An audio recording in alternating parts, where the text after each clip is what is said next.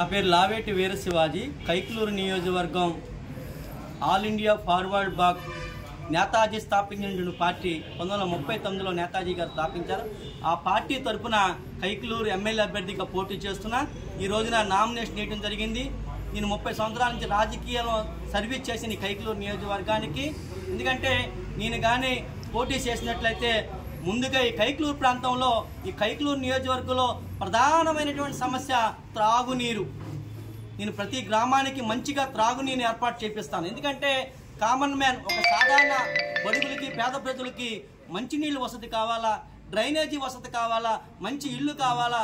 అలాగే ఈ నియోజకవర్గంలో అనేక సమస్యలు ఉన్నాయి. కొల్లేరు సమస్య కూడా పూర్తిగా దాన్ని పరిష్కరిస్తాం. ఎందుకంటే ఏ అయితే చెరువులు కొట్టేసి ఉన్నాయో అవి కూడా ఇచ్చే ఏర్పాటు నేను ఢిల్లీలో కూర్చుని ఢిల్లీ పెద్దలతో మాట్లాడి ఇప్పించే ఏర్పాటు చేస్తాను.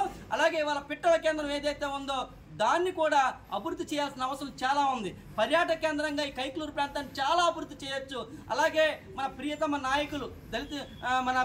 నాయకులు ఈ లోక్సభ మాజీ స్పీకర్ అయిన జిఎంసి బాలయ్య గారు ఈ ప్రాంతంలో చనిపోయారు. ఆయన యొక్క స్మారక చిహ్నం కట్టాలనేది నా పూర్తి కోరిక.